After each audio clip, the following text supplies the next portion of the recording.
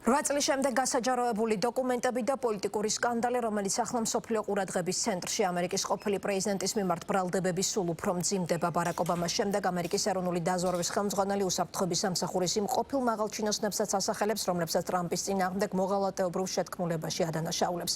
ტულსი გაბარდი კიდევ ერთხელ ახსენებს ეგრეთ წოდებულ Deep States, რომელსაც მის მიერ მოპოვებული მტკიცებულებების გასაჯაროებაში ხელის შეშლაში სდებს ბრალს.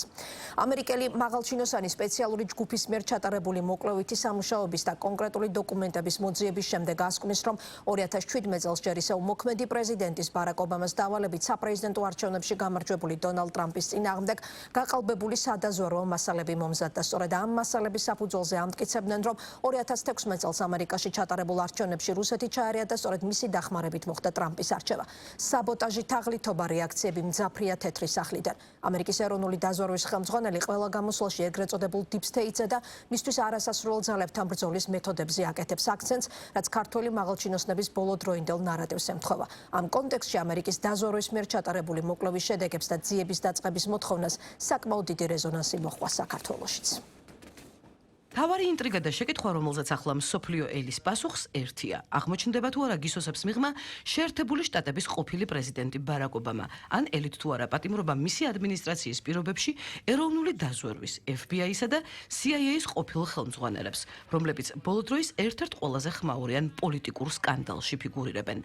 საბოლოო სიტყვა ამ საქმეზე შეერთებული შტატების იუსტიციის დეპარტამენტმა უნდა თქვას.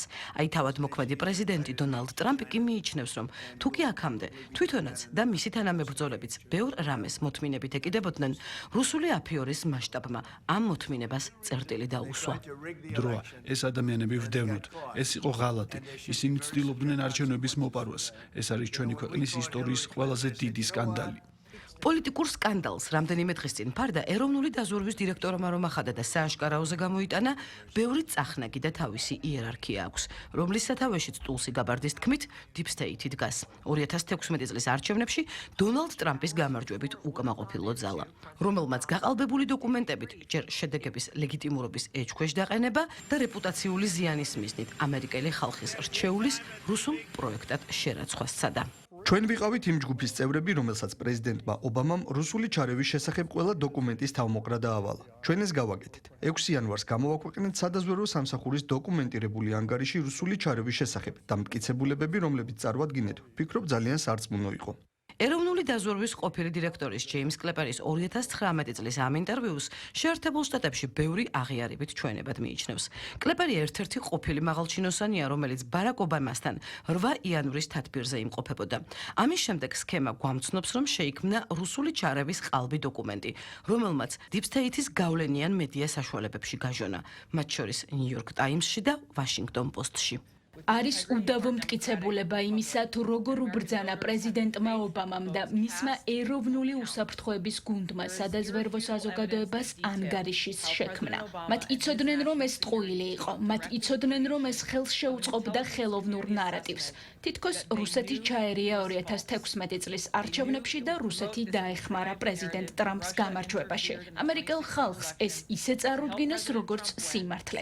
იმ ამერიკელი ხალხის ნების საბოტაჟისთვის, რომელმაც 2016 წლის ნოემბერში პრეზიდენტად დონალდ ტრამპი აირჩია, შეთქმულება მოაწყვეს.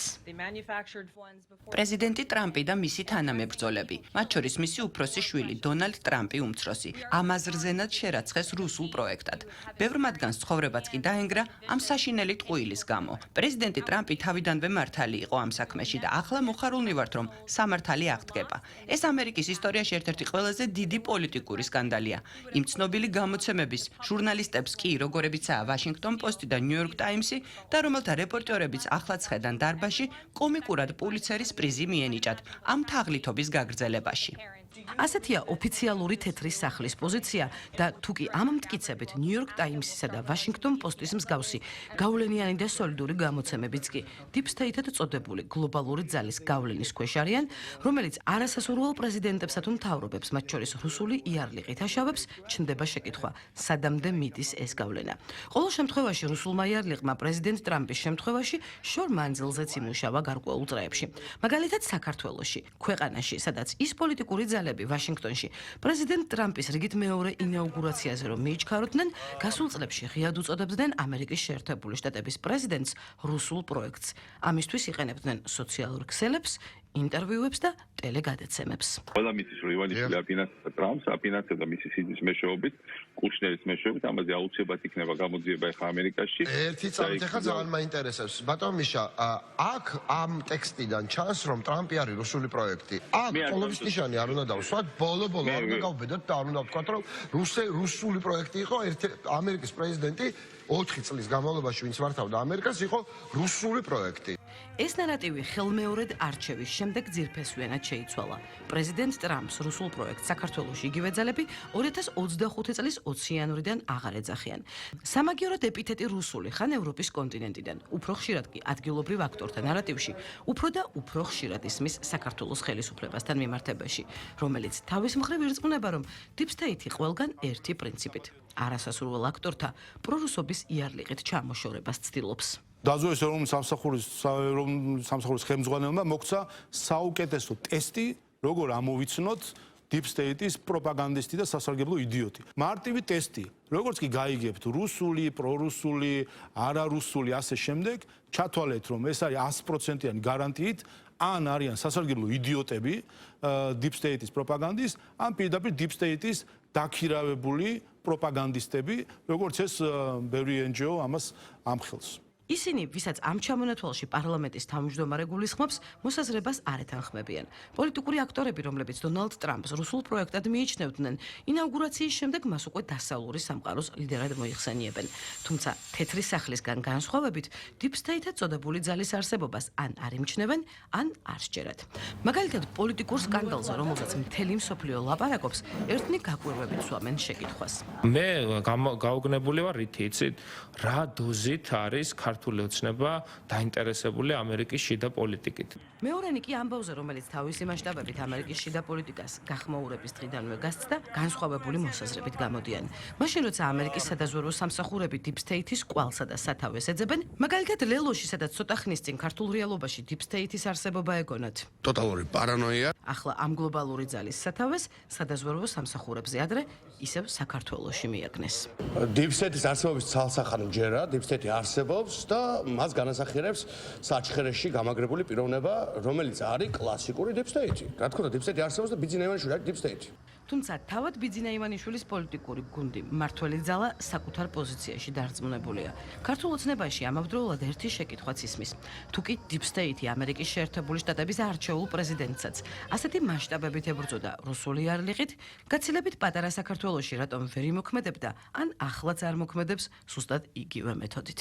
მთელ მსოფლიოში ერთი და იგივე ნარატივი აქვს, ერთი და იგივე ხაზია, თუ ისინი ვერ იღებენ მათთვის სასურველ შედეგს კონკრეტულ ქვეყნებში, მაშინვე, რა თქმა უნდა, შემოყავთ რუსეთის თემა, რუსული ნარატივი, რომ ეს რუსეთუმე ხელისუფლება 2012 წლიდან მოყოლებული, ნახეთ, ძალიან საინტერესო იქნება ეს ყველაფერი, რომ რუსული, რუსეთი, აი ეს არის მათი პროპაგანდა, ეს მარტო საქართველოში არ არის.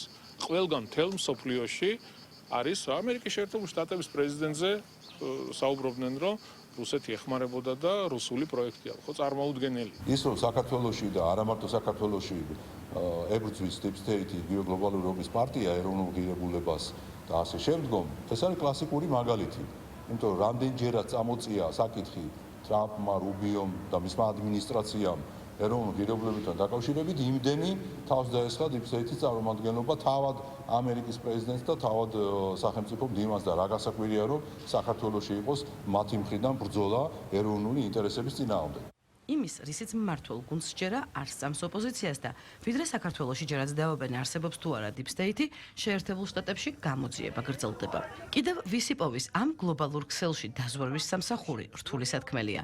თუმცა როგორც ცოტა ხნის წინ ამ სამსახურის დირექტორმა ტულსი გაბარდმა თქვა, წინააღმდეგობის ბრძოლა გრძელდება. მიუხედავად იმისა, რამდენად ღრმადაც არ უნდა ჰქონდეს გადგმული ფესვი ჩრდილოვან სახელმწიფოს, იგივე Deep State-ს, რომელიც ყველა ნაბიჯზე გვებრძვის. ჩვენ მთელი ძალით ვიბრძვით და ისინიც მთელი ძალით გვებრძვიან, მაგრამ არაუშავს. ჩვენ არსად წასვლას არ ვაპირებთ. We're not going anywhere.